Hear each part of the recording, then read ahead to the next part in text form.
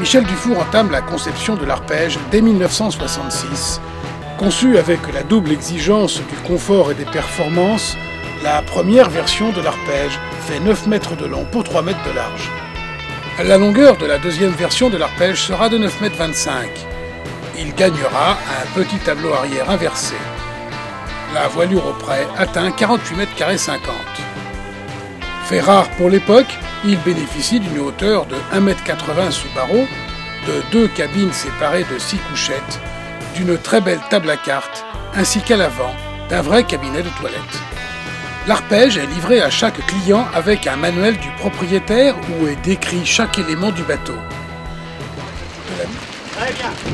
Ce sont des marins qui ont des bateaux comme ça, parce qu'il faut reconnaître qu'il n'y a pas de confort dans des bateaux comme ça, c'est spartiate. Ils sont des bateaux durs même en mer. Donc, en mer, cette couchette prend cette position-là, ce qui fait que l'équipier qui est de repos est calé, quel que soit le bord et la gîte du bateau, est parfaitement calé des deux côtés. Et après, quand tu arrives au port, tu descends ça et ça devient une couchette double pour un couple. Un lit à 2 personnes. Voilà.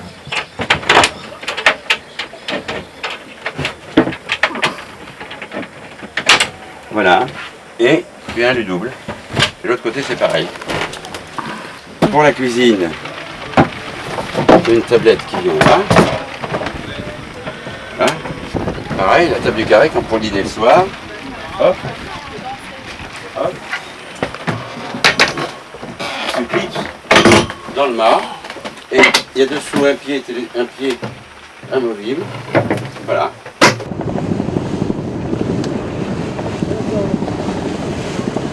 Ma génération, la génération des 68 arts, on va dire, on a tous rêvé d'un arpège. C'était le premier bateau, ça coûtait, à l'époque c'était inaccessible pour nos 20 ou 25 ans, mais on a tous rêvé de ça parce que c'est un bateau qui a fait parler de lui. Tabarly a navigué sur des arpèges, Terlin a navigué sur des arpèges, c'est des grands noms de notre jeunesse.